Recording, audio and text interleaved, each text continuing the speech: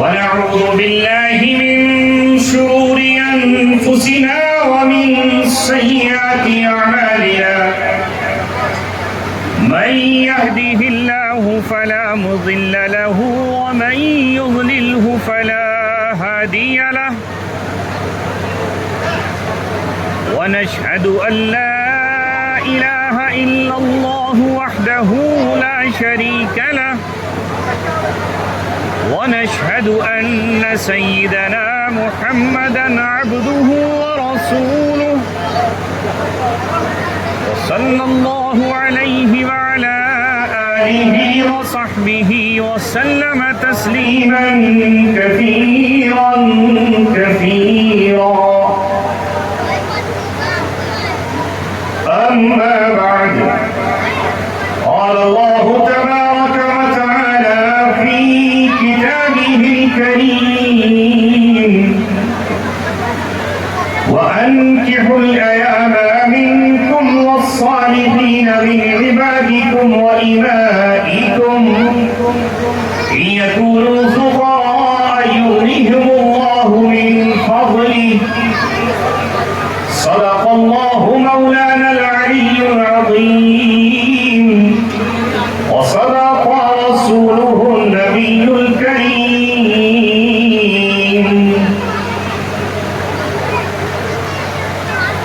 ऐ अब्रे करम जरा थम के बरस इतना न बरस के वो आ न सके ऐ अब्रे करम जरा थम के बरस इतना न बरस के वो आ न सके और जब वो आ जाए तो जम के बरस इतना बरस के वो जा न सके। कोई बात नहीं, पिछले 2 दिन पहले सूरज की किरणों उसकी तपिश जोरदार गर्मी के मौसम में अहले निवाड़ा ने पसीने की बूंदों के साथ दीन इस्लाम की बात सुनी और आज बादलों की बरसात के साथ जो सिर्फ रहमत ही रहमत है, आज इस रहमत की बरसात में भीगना भी आपकी सआदत है। पानी का हर कतरा गवाह बनेगा हमारी दीन से मोहब्बत का, इस्लाम से चाहत का, उलमा से मोहब्बत और वफादारी का। घबराना नहीं है, वापस नहीं जाना है। मैं जब 2 दिन पहले यहाँ आया था तो यहाँ पर हमारे उस्ताद इस मदरसे के गुस्ल फरमा रहे थे, पाइप हाथ में था और छोड़ने का वो नाम ही नहीं ले रहे थे। पानी ही डालते चले जाएं और नहाते चले जाएं। तो जाहिर है कि आज अल्लाह तबारक व तआला ने हर फरिश्ते को आपके सर पर भेजा है। इस बारिश के हर कतरे के साथ, बारिश के हर कतरे के साथ एक फरिश्ता आता है और वो फरिश्ता उस बूंद को वहां पहुंचाता है जहां पहुंच जाने का उसे हक होता है। ऐ अल्लाह, बस आपसे इतनी गुजारिश है कि हमारा ईमान बहुत कमजोर है। हम सहाबा की तरह ईमान वाले नहीं जिन्होंने मैदान बद्र में तीरों की बारिश का मुकाबला किया था, तलवारों की झंकार में वो मैदान बद्र में खड़े हुए थे। और ऐ मौला, इस दौरे हाजिर में हमारा ईमान अहले फलस्तीन की तरह नहीं कि जो मिसाइलों के सामने जो जालिम यहूदियों और गासिब यहूदियों की गोलियों की घंटरज के सामने भी शीशा पिलाई हुई दीवार बने हुए हैं। लेकिन ऐ मेरे मौला, हम इतने भी गए गुजरे नहीं कि पानी के चंद कतरों से घबराकर अपनी जगह छोड़कर भाग जाएंगे।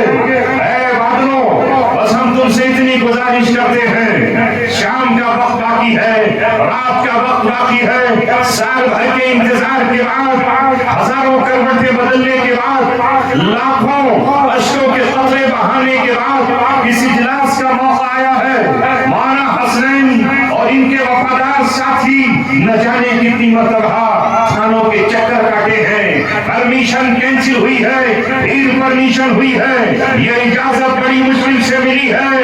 अगर तुम्हें गरजना है तो हमारे बाद गरज लेना, इस वक्त बारी हमारी है, हमें बरसने दीजिए, हमें गरजने दीजिए, हमें अश्क बहाने दीजिए, हमें आंसू टपकाने दीजिए। ये मेरा नौजवान आज मुर्दा दिल हो चुका है, इसके दिल पर स्याही और गुनाहों की कालक लग चुकी है। आज हमें अपने आंसुओं से, दिल की आंखों से और अपनी जबान से और अपने लबों से, ऐ मुसलमान, तेरे दिल को जिंदा करना है। हुएदा आज अपने जख्म पिन्हा करके छोड़ूंगा, लहू रो रो के महफिल को गुलिस्तां करके छोड़ूंगा। दिखा दूंगा इन आंखों, दिखा दूंगा जमाने को जो इन आंखों ने देखा है। तुझे भी मिसरे आई न हैरान करके छोड़ो। जलाना है मुझे हर शम में दिल को सोज़े पिन्हा से, तेरी तारीख रातों को शराबा करके छोड़ो। ऐ मेरे अजीजों और नौजवानों, मुझे आपसे सिर्फ फरियाद करनी है और आपसे मुझे ये अर्ज करना है कि हम जहां थे वहां से बहुत पीछे चले गए। उलमा के दिल में एक तड़प है और एक चाहत है कि हमारा नौजवान कहां से कहां पहुंच गया, हमारा मुआशरा बर्बाद और तबाह हो गया और हमारी हालत दुनिया की दूसरी कौमों से भी बहुत बदतर हो चली है।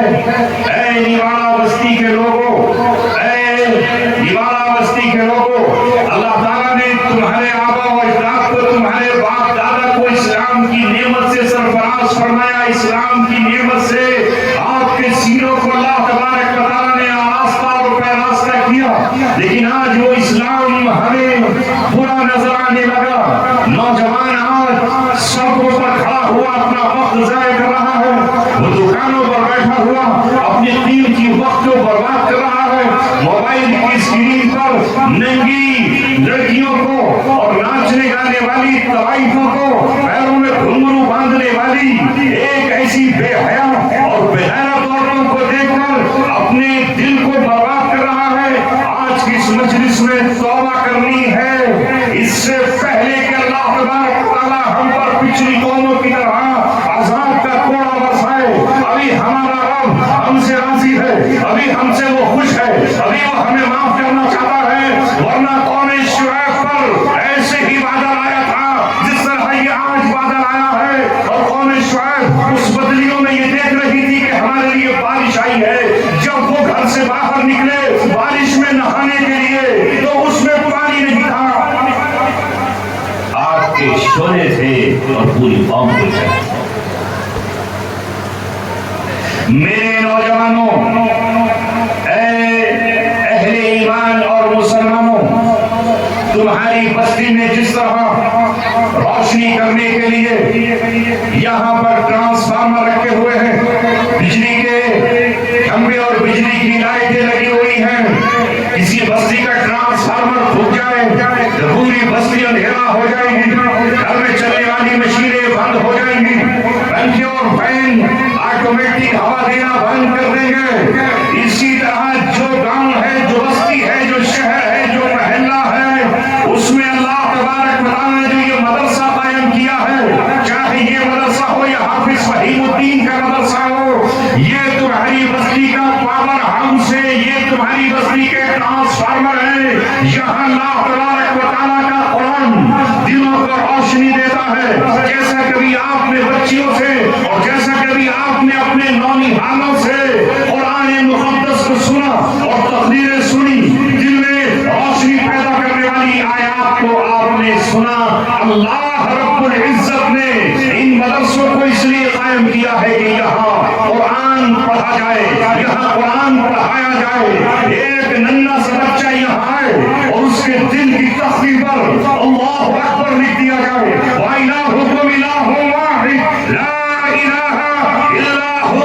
बिस्मिल्लाहिर्रहमानिर्रहीम लिख दिया जाए, इहदिनस सिरातल मुस्तकीम बच्चों को सिखा दिया जाए।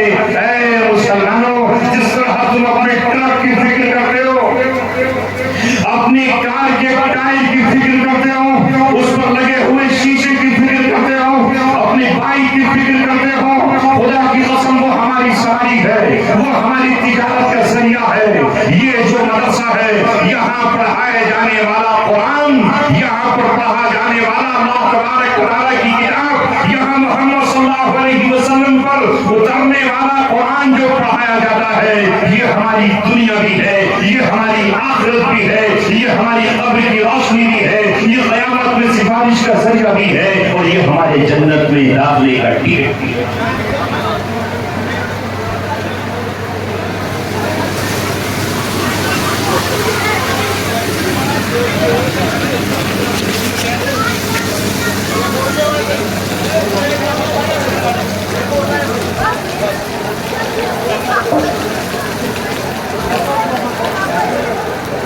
सही है, आप जरा इधर से थोड़ा सा।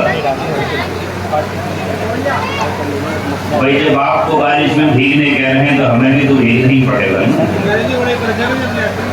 ये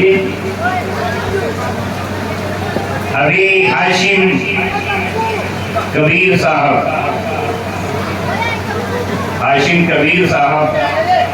अभी आपके सामने नात की शक्ल में बहुत उम्दा कलाम पढ़ रहे थे। मेरा दिल खुशी से झूम रहा था और नहीं बता सकता कि जो कलाम इन्होंने पेश किया वो कितना शानदार, जिसने मेरी दिल की दुनिया में हलचल मचा दी। लेकिन आसमां को जिद है अगर बिजलियां गिराने की, आसमां सुन, आसमां को जिद है अगर बिजलियां गिराने की, हमें भी जिद है उसी शाफ पे आशियां बनानी।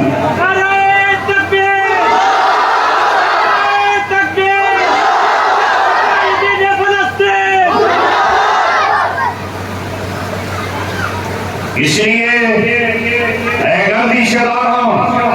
हमसे न उलझ, हमने हर दौर में जीने की कसम खाई है।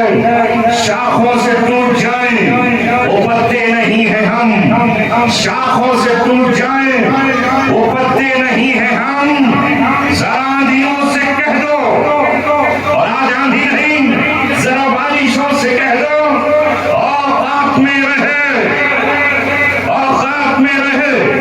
मेरे नबी मोहम्मद सल्लल्लाहु अलैहि वसल्लम का किरदार यही है, उनका कैरेक्टर यही है, उनकी सीरत यही है, उनकी पहचान यही है, उनकी आन यही है, उनकी अलामत यही है, उनका मर्तबा यही है, उनकी इंफरादियत यही है कि जब ग़ज़वे खंदक और अहज़ाब पर भूख से बेताब और भूख से तड़पते हुए सहाबा ने अपने पेट पर पत्थर बांध दिए और किसी सहाबी से सब्र न हो सका, और आप सल्लल्लाहु अलैहि वसल्लम से कहा, ऐ दो आलम के ताजदार, ऐ कायनात के दूल्हा, ऐ हमारे रहबर और रहनुमा, ऐ हमारे कायद, हमारे लीडर, ऐ हमारे सुप्रीम कमांडर, हमने भूख से पेट पर पत्थर बांधे हैं। तो दो आलम के ताजदार ने कहा, तुम्हारा लीडर दुनिया के दूसरे लीडरों की तरह नहीं है जो सब में पीछे रहता है या जो खुद पेट भरकर है। अगर तुमने दो पत्थर बांधे हुए हैं तो आओ, मेरे पेट पर 3 पत्थर बांधे हैं। अगर तुमने 1 पत्थर बांधा है तो मैंने 2 पत्थर पेट पर बांधे हुए हैं। ये है तुम्हारा रहबर, ये है तुम्हारा रहनुमा, ये है तुम्हारा लीडर, ये है तुम्हारे मोहम्मद सल्लल्लाहु अलैहि वसल्लम की जात, जो उनके नक्शे कदम पर चले वो तुम्हारा रहबर है। और जो ऐसा न करे वो तुम्हारा रहबर नहीं, वो तुम्हें गुमराह करने वाला, लूटने वाला डाकू और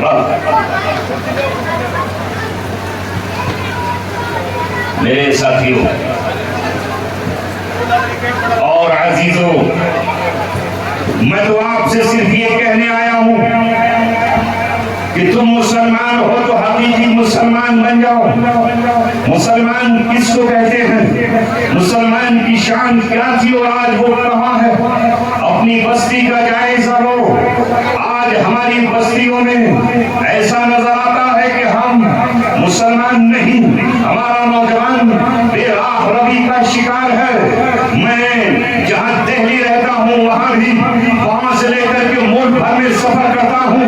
ऐ नौजवानों, तुम्हें हुआ क्या है कि तुम अपने घरों को छोड़कर होटलों का खाना पसंद करते हो?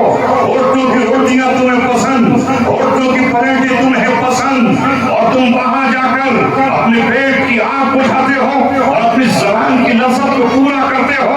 मैं आपसे कहना चाहता हूं, तुम अपनी माँ के हाथ की जो रोटी खाओगे, खुदा की कसम, माँ के हाथ की ममता, माँ की शफ़क़त, माँ का दुलार, माँ का प्यार, माँ के जज्बात, माँ की मोहब्बत, माँ की उल्फत और माँ की शफ़क़त उस होटल के खाने में नहीं मिल सकती। जो बरकत, जो रहमत, जो वुसअत, जो चाहत बहन के हाथ की रोटी में होगी, वो किसी होटल के बैरे के हाथ में नहीं होगी।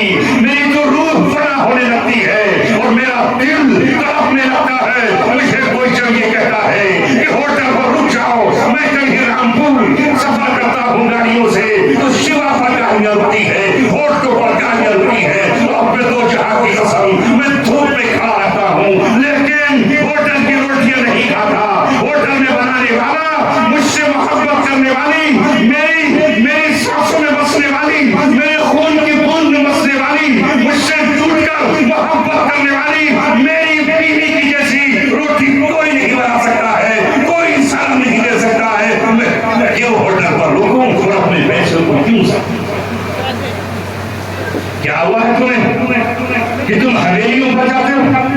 हवेली नाम सुनकर तुम्हें यह तक पता नहीं कि वो बर्तन कौन साफ करता है और कौन नहीं करता। वहां पाकी और गैर पाकी का लिहाज नहीं रखा जाता। अरे तुम उस नबी की बात करते हो और सुनते हो कि जिसने भूख के साथ सारी दुनिया को एक पैगाम दिया। अल्लामा इकबाल ने इब्लीस का यही पैगाम तो आपको बताया और मुझे बताया। इब्लीस ये चाहता है कि तुम हराम के लुक़्मों से, नापाक चीजों से अपने जिस्म और गोश्त को परवरिश करो, फिर तुम्हें जिंदगी और हरारत कहाँ रहे। वो फाकश के मौत से डरता नहीं जरा, रूहे मोहम्मद उसके बदन से निकाल दो। वो फाकश के मौत से डरता नहीं जरा, रूहे मोहम्मद उसके बदन से निकाल दो। फिक्रे अरब को देके फरंगी तखय्युलात, इस्लाम को हिजाज़ो यमन से निकाल दो। इब्लीस ने अपने शैतानी चेलों को पैगाम दिया था और वो पैगाम आज पूरा हो रहा है। जहां कुरान उतरा, जहां कुरान नाजिल हुआ, जहां अल्लाह ने अपना घर मक्का तामीर किया, जहां अल्लाह तबारक व तआला ने मस्जिद अक्सा, बैतुल मस्जिद दूसरा क़िबला अल्लाह ने तामीर किया, जहां अंबियाए किराम की खेप आई, जहां तौरात उतरी, जहां इंजील उतरी, जहां ज़बूर को नाजिल किया गया। आज वो खिता अगर आप वहां चले जाए तो इस्लाम से बेजारी का ऐलान कर रहा है। जहां लोग शराबों के जाम पी रहे हैं, तुम्हारा भी ईमान है, मेरा भी अकीदा है, तुम्हारा भी मसलक है, मेरा भी मसलक है कि अंबियाए किराम अपनी कब्रों में जिंदा है, तुम्हारा भी ईमान है, शहदा अपनी कब्रों में जिंदा है। बताओ उस ज़मीन अरब पर, उस हिजाज़ मुक़द्दस में, वहां यमन में, वहां पूरे जज़ीरतुल अरब में कितने नबी हैं, कितने सहाबा हैं, कितनी सहाबा की माएँ हैं, कितनी सहाबियात की बेटियां हैं, कितने वहां पर ताबीईन हैं, वो कब्रों के नीचे जिंदा हैं और उनके सीने पर बैठ करके आज कोई यहूदी और कोई ईसाई शराब पी रहा है और खिंजीर खा रहा है। रोने का आलम है, हंसने और मुस्कुराने का वक्त है। ये हाल हो गया हमारा। फिक्रे अरब को देके फरंगी तखय्युलात, इस्लाम को हिजाज़ और यमन से निकाल दो। 1450 वर्ष पहले मोहम्मद सल्लल्लाहु अलैहि वसल्लम ने नाच गाने को हराम करार दिया था। खाने काबा का नंगे होकर तवाफ होने पर प्रतिबंध लगाया था और पाबंदी आयद कर दी थी, मगर आज दोबारा से जाहिलियत को जिंदा किया जा रहा है। मक्के के दो दीवार गरज रहे हैं, बैतुल्लाह में उसकी दीवारें कांप रही हैं, यहाँ तक कि मस्जिद नबवी के सुतून हिल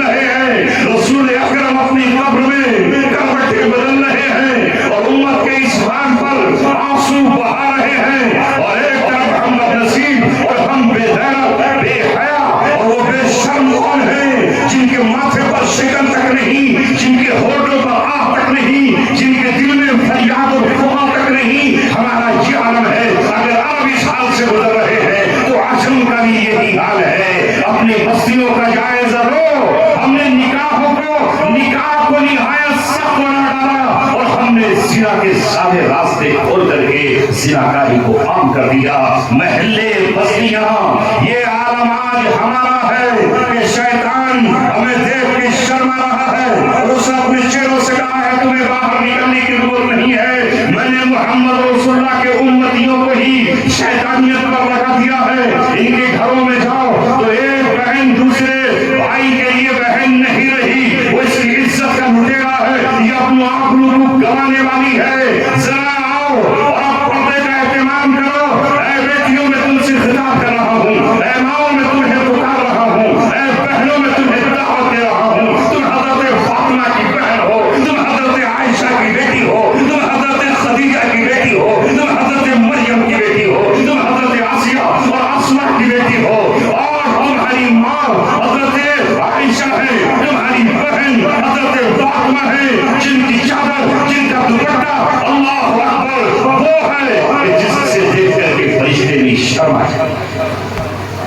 नारे तकबीर, नारे तकबीर। अपने महलों को बदल डालो, अपने गली कूचों को बदलो। तालीम से तुम दूर हुए और मदरसों की तरफ आपकी तवज्जो बिल्कुल नहीं। आज से यह अहद व पैमान करके जाओ, निहायत ही नागुज़ीर हालात में, मजबूरी के हालात ही में हम होटल का खाना खाएंगे। वो खाना जिस पर मबनी होता है उससे गैरत चली जाएगी, हया चली जाएगी, जुर्रत ईमानी चली जाएगी, शर्म चली जाएगी।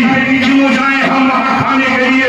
जो रोटी हमें 5 रुपए की घर में मिल सकती है वो 50 की क्यों खाएं? जो 25 रुपए का सालन मिल सकता है हम उसको क्यों खाएं?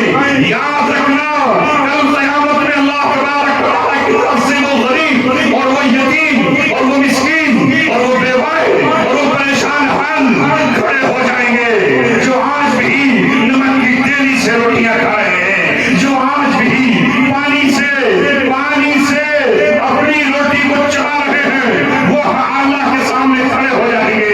ऐ हमारे मौला, हम गरीब थे, हम कमजोर थे, हम बेसहारा थे, कोई यतीम बच्चे खड़े हो जाएंगे। बाप जवानी में मर चुका था, माँ को कोई होना नहीं आता था, माँ जाती तो कहा जाती, अगर किसी की तहरीर पर जाती तो नौकरी नहीं मिलती थी, कारखाने में जाती तो इस वक्त लुट सकती थी। इसलिए हमने भूखे ही रह करके अपना पेट पाला है। उस वक्त नौजवानों बताओ, इस रुपए को बचा लो, इस पैसे को बचा लो, निकलो अपनी गाड़ियां लेकर, निकलो अपनी मोटरसाइकिलें लेकर, निकलो अपनी सवारियां लेकर।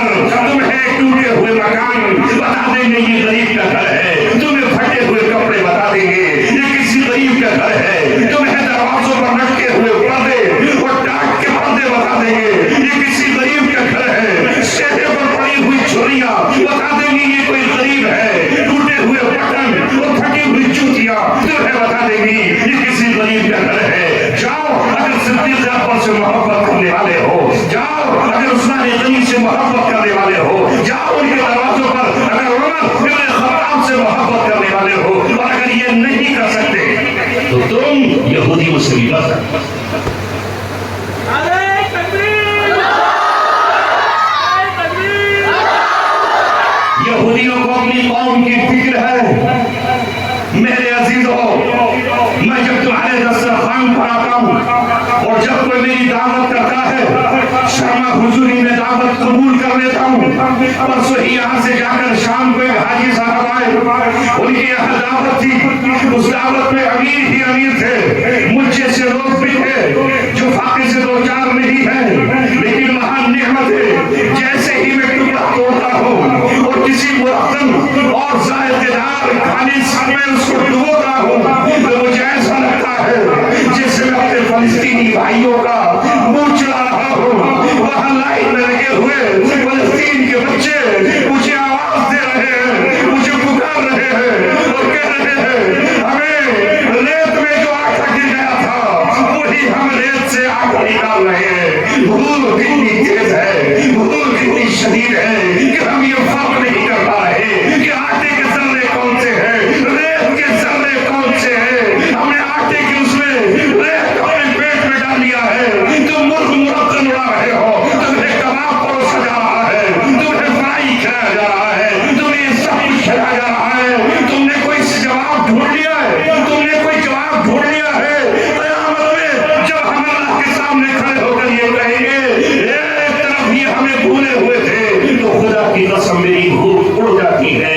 और मेरा दिल चाहता है कि उनका इतना सुल्तान से बात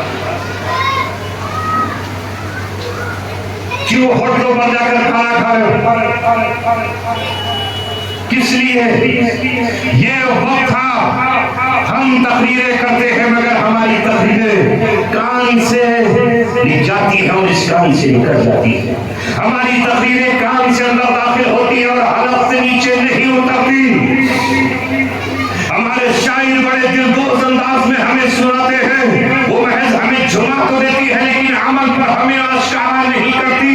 वो उमर इब्न खत्ताब जब उनके जमाने में तहत पड़ा तो उन्होंने कहा कि जब तक तहत बाकी रहेगा, जब तक तहत रहेगा तब तक मैं चिकनाई और तेल इस्तेमाल नहीं करूंगा, सूखी हुई रोटी इस्तेमाल करूंगा, चेहरा काला हो जाएगा।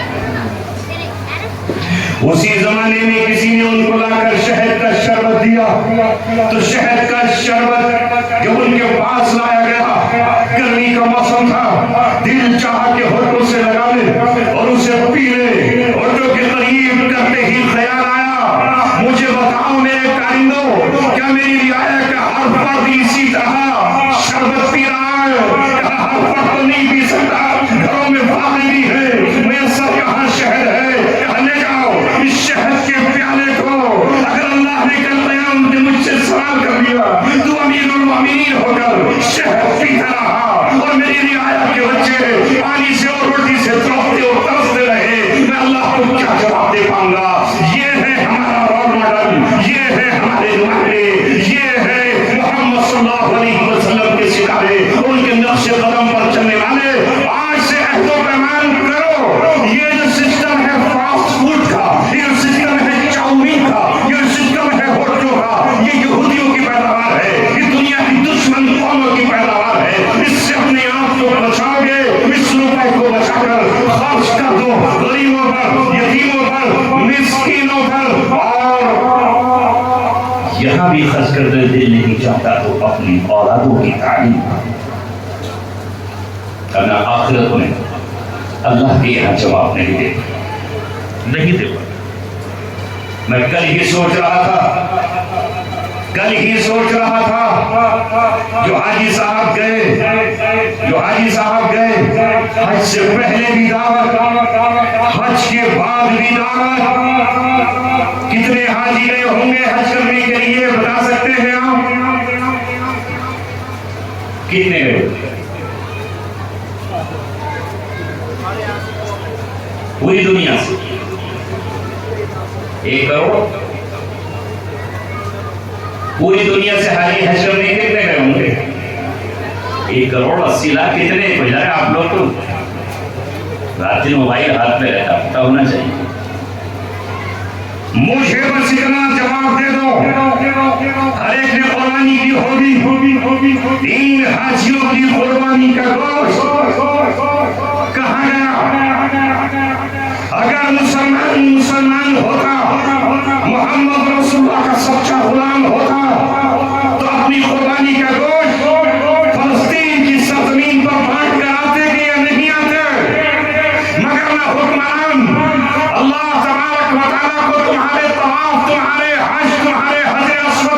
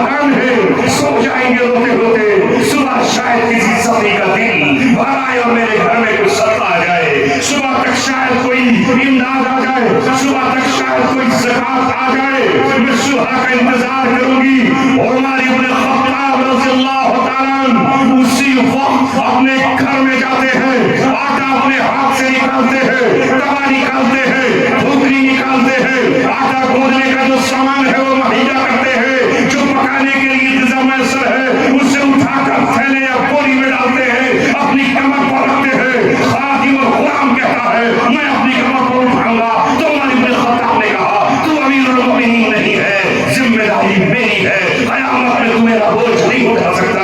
अपने कांधे पर डाल कर ये उमर चला, खत्ताब का बेटा चला, नबी का दीवाना चला, रसूलुल्लाह का शहसवार चला, घर में दाखिल हुआ, उस औरत से कहा मुझे दो, मैं आटा गूंदूंगी। कहा नहीं नहीं नहीं, तू आटा नहीं गूंदेगी, आटा मैं गूंदूंगा, पानी मैं मिलाऊंगा, रोटियां मैं बनाऊंगा, तवा मैं चढ़ाऊंगा और आग में दहकाऊंगा। जब रोटियां बन गई और रोटियां पकने लगी तो आग को खिताब करके कहा, राख को मुखातब होकर कहा, चूल्हे से कहा, ऐ राख गवाह है ना, ऐ दाढ़ी तू गवाह है ना, मुझ में भूखने की वजह से राख आई है। मैंने जिस तरह बच्चों को रोते हुए देखा था उसी तरह रोटी खिलाकर मुस्कुराते हुए और हंसते हुए देखूंगा, ताकि कल क़यामत में अल्लाह मेरी पकड़ ना। ये है तुम्हारे हुक्मरान जिन्हें आज भी बेईमान, अय्यार, मक्कार, तोड़ा इस्लामी बादशाह कहने पर पूरा हुआ है। कुरान और सुन्नत की हुकूमतें कायम करने पर दलील और कुरान मिला है।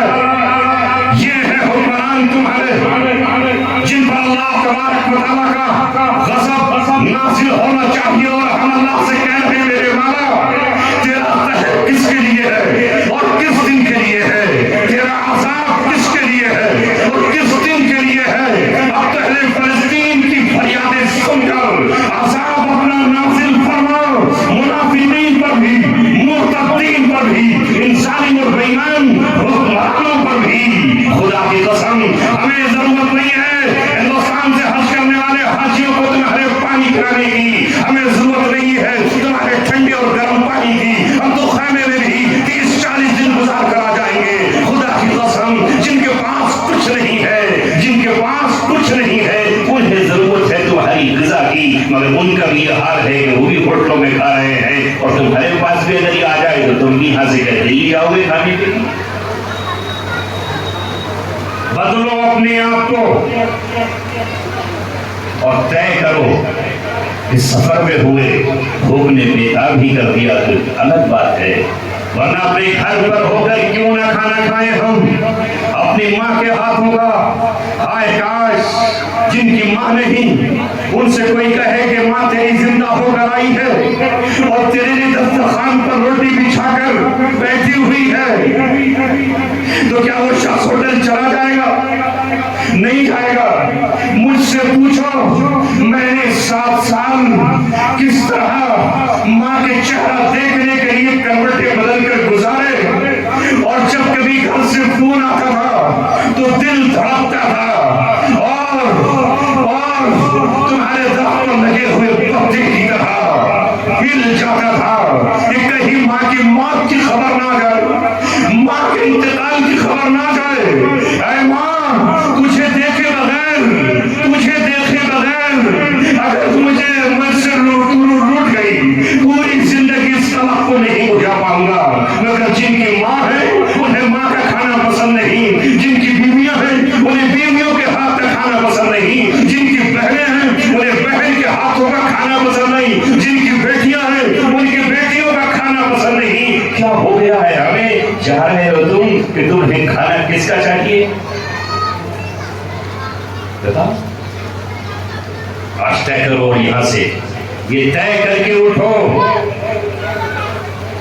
रेड बुल नहीं पीना, स्टिंग नहीं पीना, ये जो तुम्हारे यहाँ हेल वेल क्या आ रहा है ये नहीं पीना है। पिएंगे दूध जिसकी डेयरियां हमारे यहाँ लगी, अल्लाह ने फल दिए हमें जूस पिएंगे, और नहीं है पैसा तो कुछ नहीं, पानी पीकर जिंदा रहेंगे, लेकिन अपनी कौम को तबाही से बचाएंगे। ये मदरसे इन हालों में आपने छोड़ दिए हैं, न उलमा की कदर, न इमामों की कदर, न यहाँ पढ़ाने वालों की कदर। लेकिन ऐ लोगों अगर तुमने इनकी कदर नहीं की तो अल्लाह तबारक व तआला ने अगर एक नजर फेर ली आपसे क्या होगा? मैं हुकूमत की मुताल्लिक कोई बात कहना ही नहीं चाहिए, मैं आपसे आपके माशरे की सही करने की बात कर रहा हूं। मैंने उस दिन भी कहा और आज फिर कह रहा हूं, हमारी इस बस्ती में हमारी बहनों और माओ, यहाँ तक कि हम गैरतमंद शौहरों की बीवियों का शिकार करने के लिए क्या जान लेकर सूर की शक्ल में शिकारी हमारे घरों में दाखिल नहीं हो रहे? क्या सूर पर हमारी बहनों को पैसा नहीं दिया जा रहा? क्या उन्हें सूर की दलदल में नहीं फंसाया जा रहा? कहाँ है हमारी गैरत? कहाँ है हमारा जोश और जुर्रत? ये महज लिखवाओ मत कि तुम पहचाने जाते हो। चौहान दुकान पर लिखवा दिया, राणा दुकान पर लिखवा दिया। लिखवाने से कुछ नहीं होगा। अगर तुम औलाद हो चौहानों की, अगर औलाद हो तुम राणाओं की, तो फिर तुम्हारी गैरत ये कहे, ये कैसे हो सकता है कि मेरी गैर मौजूदगी में कोई मेरी बीवी के पास आए? ये कैसे हो सकता है कि मैं बेटा हूँ और मेरी माँ के पास कोई कॉन्टेक्ट मोबाइल से कायम करे? ये कैसे हो सकता है मैं भाई हूँ और भाई होते हुए कोई मेरी बहन को जाकर के लोन और कर्जा दे? नहीं, मैं अपनी बहन से कहूंगा, बहन पूरे दिन कमाऊंगा, पत्थर तोड़ूंगा, दरख्त काटूंगा, सड़क पर ठेला लगाऊंगा, मैं रिक्शा चलाऊंगा, ई रिक्शा चलाऊंगा, लेकिन बहन तेरे कपड़ों का इंतजाम करूंगा। तू मेकअप मत करना, तू सेवन की डिमांड मत करना। कपड़े फट जाए तो तू पैबंद लगा लेना, एक पैबंद से काम न चले, दूसरा पैबंद लगा लेना। इन पैबंद लगे कपड़ों में अगर मौत आ जाएगी तो तेरे इस्तेमाल करेंगे। हजरत फातिमा खड़ी होंगी, हजरत आयशा खड़ी होंगी, हजरत माँ हफ्सा खड़ी होंगी और क़यामत में तुझे नहरे कौसर और जन्नत का लिबास पहनाएंगी। ये अपनी शान पैदा करो, तब जाकर तुम्हें अपने को मुसलमान कहने का हक है। और अगर ये नहीं कर सकते तो फिर अपने नामों के साथ भी हटा दो। ये तुम्हारा नाम खालिद है, ये जो तुम्हारा नाम रईहान है, ये जो तुम्हारा नाम मुज़म्मिल है, ये जो तुम्हारा नाम फला और फला कौसर है, हटाओ इस नाम से। इस्लाम से ऐलान करो और एक बार अखबार में दे दो कि हम इस्लाम को ठोकर मारते हैं, हम इस्लाम से बेजारी का ऐलान करते हैं, इसलिए कि इस्लाम हमें पर्दे का हुक्म देता है, हमें पर्दा नहीं चाहिए। इस्लाम हमें हलाल का हुक्म देता है, हमें हलाल नहीं चाहिए, हम झटके का खाएंगे। ऐलान कर दो, इस्लाम हमें शराब से रोकता है, हम शराब पिएंगे, हमें सर्टिफिकेट चाहिए शराब का। इस्लाम हमें नशे से रोकता है, हम नशा करेंगे, हमारा इस्लाम से कोई ताल्लुक नहीं है। कम से कम पूरे हिंदुस्तान को पता तो चले कि निवाड़ी जैसी बस्ती में लोगों ने धर्म परिवर्तन कर लिया। जब मजहब पर हो तो अपने मजहब की चीजें क्यों नहीं अपनाते? मस्जिदें बनाई है तो इनमें नमाज कौन पढ़ेगा? ये मदरसे बनाए हैं तो इनमें अपने बच्चे कौन भेजेगा? यहाँ तुम ये समझते हो कि यहाँ बच्चे भेज करके आखिर वो क्या करेंगे? मैं आपसे ये नहीं कह रहा कि अपने बच्चे को पूरा आलिम बनाओ या पूरा हाफिज और कारी ही बनाओ, लेकिन उन्हें कुरान तो आता हो, उन्हें कलमे तैयबा तो आती हो, उन्हें नमाज तो आती हो। इतना पढ़ाओ और इतना पढ़ाने के साथ अगर तुम्हारा दिल चाहता है तो अपने बच्चे को डॉक्टर बनाओ, अपने बच्चे को इंजीनियर बनाओ, अपने बच्चे को प्रोफेसर बनाओ, अपने बच्चे को साइंटिस्ट बनाओ, अपने बच्चे को वकील बनाओ, अपने बच्चे को पुलिस में भर्ती कराओ, IAS और PCS के इम्तिहान दिलवाओ, SDM बन जाए, पटवारी बन जाए, कुछ तो करो ताकि तुम्हारी कौम याद रखो रहना यही है, रहना यही है, यही तुम्हारा वतन है, यही तुम्हारा मुल्क है, यही तुम्हारी सरजमीन है, यही पैदा हुए हो तो कहीं और नहीं चले जाओगे। अरे इससे बेहतर जगह तुम्हें कौन सी मिलेगी? अगर सऊदी अरब में होते तो वहां तुम्हें किसी मस्जिद में तकरीर की इजाजत नहीं मिलती, किसी किताब को पढ़ने की इजाजत नहीं मिलती। उस सऊदी अरब में तुम जो किताब मस्जिद में पढ़ रहे हो मुतलब हादी वो नहीं पढ़ सकते हो, जो तुम पढ़ रहे हो तबलीगी निसाब नहीं पढ़ सकते हो, जो तुम पढ़ते हो फज़ाइल अमाल वो नहीं पढ़ सकते थे, जो तुम मिंबर पे तकरीर कर रहे हो वो तकरीर नहीं कर सकते थे, वहां तुम कोई कार्य खैर नहीं कर सकते थे, वहां तुम साहिब निसाब हो तो ज़कात किसको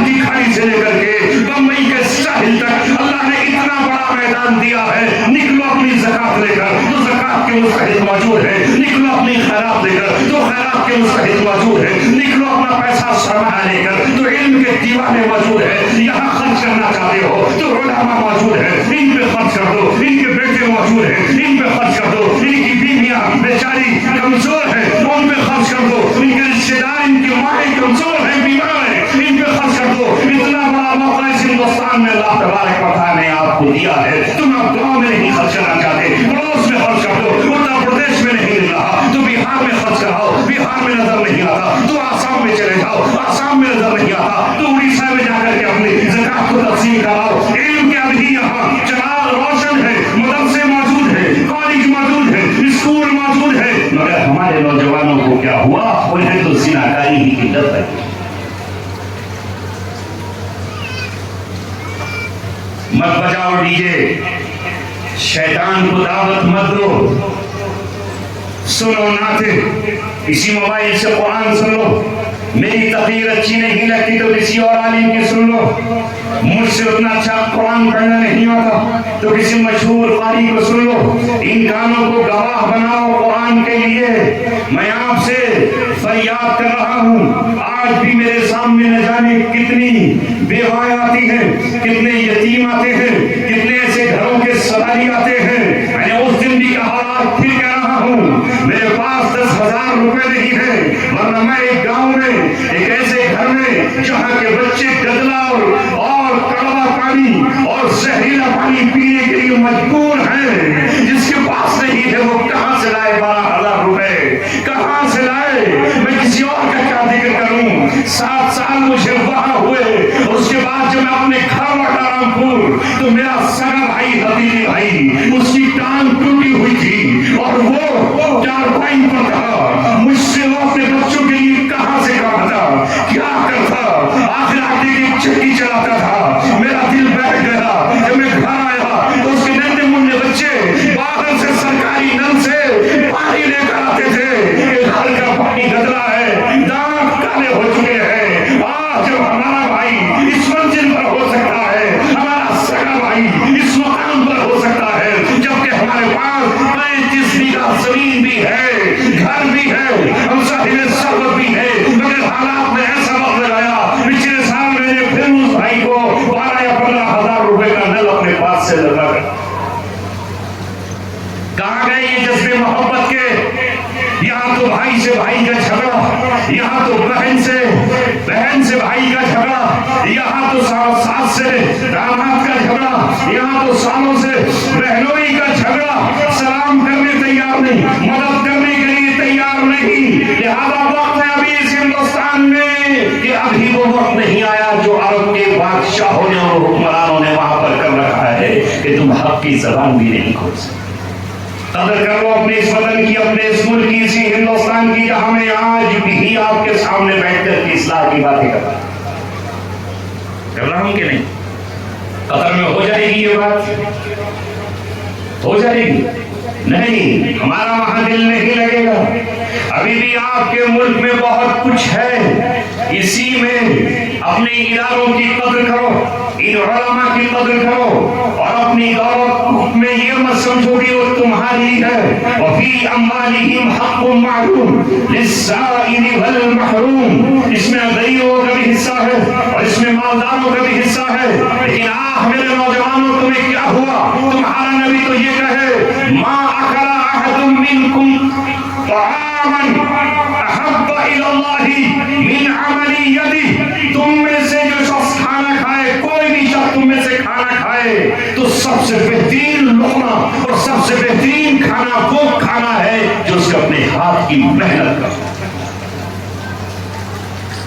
सुन ली हदीस, याद रहेगी? यही पिंडाल में छोड़ के चले जाओ। आज के बाद जितनी मेहनत करो खुश हो जाओ, चिलचिलाती धूप में ठेला लगाए हुए हो तो खुश हो जाओ। सबसे बेहतरीन और पसंदीदा खाना जो अल्लाह को है वो उसके अपनी हाथ की हलाल कमाई का है।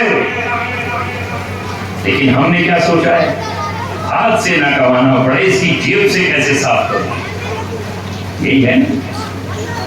इसलिए तो सट्टा खेल रहे हैं। होंगे आपकी बस्ती में भी जरूर। IPL आया, तो करोड़पति में बना, लखपतियों में बना। सट्टा क्यों खेल रहे हो? अल्लाह ने कुरान करीम में 1450 साल पहले का, आप लोगों का दिमाग बड़ा तेज चलता है।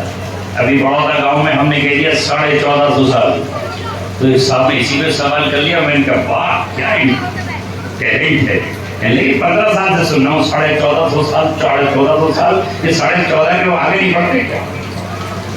मैंने कहा बेटा फिर ये बताओ कि सन कौन सी चल रही है, जरा मुझे बता, कितने चल रही है? अब खामोश, पता ही नहीं उसे कि 1446 है या 47 है। तो मैं 1446 ही तो है, तो 1446 कितने हो गए? 14.5 ही तो है, 4 साल कम गए। बारीकी कहां से ढूंढ के ला रहा है कि अफलातून भी दंग रह जाए। फिर मैंने कहा कि उन्होंने 15 साल पहले 1450 का, उन्होंने भी सही कहा, क्योंकि ये जो हिजरी साल है हमारा, ये हिजरत से लगा है, तो 13 साल उससे पहले के इसमें काउंट नहीं होते। तो 13 साल पहले भी अगर कहा तो 1450 साल लमसम। इतनी बारीक पॉइंट पकड़ेंगे। नमाज पढ़ी हमने गांव में, बड़ा गांव में, पिछले साल से पहले जुमे का दिन था। क्योंकि मैं अक्सर मुसाफिर रहता हूं तो मुझे सुन्नतें होती नहीं, तो मैंने 4 सुन्नतें जुमे के फर्ज की बात के बजाय 2 सुन्नतें पहले पढ़नी, वो 4 सुन्नतें बाद में। तो बराबर में बैठे हुए कर लेंगे, साहब ये आपने पहले 2 पढ़ी और बाद में 4 पढ़ी, 4 पहले हैं या 2 पहले? मैंने कहा तू मेरी नमाज देख रहा था भाई, ये तुझे अपनी नमाज की कोई फिक्र न थी? नहीं, अगर कोई बात हो तो मुझे बताइए, मैं भी पहले 2 पढ़ूंगा। मैंने कहा सुन, मुझ पर तो ना 2 थी ना 4, मैं तो मुसाफिर था, फर्ज नमाज पढ़ के छुट्टी हो जाती, इसलिए मैंने 2 पढ़नी, ये भी एहसान मान, और 4 पढ़नी, ये भी शुक्रिया अदा कर। इसका के चक्कर में पड़ा है, अगर 2 पहले पढ़नी तो भी अल्लाह ने कबूल करनी, और बाद में पढ़ता तो कबूल करनी। इतनी सी बात पर इमाम पर नजर रखे हुए है कि नहीं? जो हजरत ईसा ने कहा था, मुझसे पूछते थे उनसे, तो हजरत ईसा ने अपनी कौम से कहा मच्छरों को छानने और छलनियों में, और ऊंट समूचे ही करते, ऊंट तो समूचे हड़ा और मच्छर छान रहे हो, आया ये मुस्तहब है या नहीं? मैं याद कर रहा हूं कि सट्टा जो आज हमारी कौम के नौजवान खेल रहे हैं, वो अपने हाथ से कमाना ही तो नहीं चाहते, इसलिए तो उस पर लगे हुए हैं। और याद रखो सट्टा हराम, जुआ हराम, किसी भी शक्ल में हो हराम। अल्लाह ने कहा 14.5 कह लो या 1450 से ऊपर ले जाओ, 63 कह लो, घरों नंबर कुछ से बाहर निकलो, काउंटिंग आप कर लेना चाहिए। तो कैलकुलेटर है, अब तो माइनस माइनस माइनस और 0 का भी फर्क नहीं आता। जब हम हिंदी पढ़ा करते थे तो उस समय कभी कभी हासिल का फर्क आ जाया करता, कभी हासिल छूट गया तो आंसर कुछ और आता। अल्लाह ने फरमाया या अय्युहल्लज़ीना आमनू इन्नमल खम्रु वल मैसिरु वल अंसाबु वल अज़लामु रिज्सुम मिन अमलि शैतानी फज्तनिबूहु लअल्लकुम तुफ्लिहून। ऐ ईमान वालों, इन्नमल खम्र, यकीनन शराब, वल मैसिर, और जुआ। मुफ्ती रायहान बैठे हैं, कभी के पास जाकर सवाल करना मैसिर क्यों कहा गया जुए को? पूछोगे आप कभी? आपने इनसे क्या पूछे? गूगल मास्टर बैठे, उनसे पूछ लेंगे, उनसे क्या जरूरत है? तो 9 साल का वहां खराब करके आए देवबंद में भी और 9 गजे में भी साहब के पास भी। मैसिर, जुए को मैसिर क्यों कहा?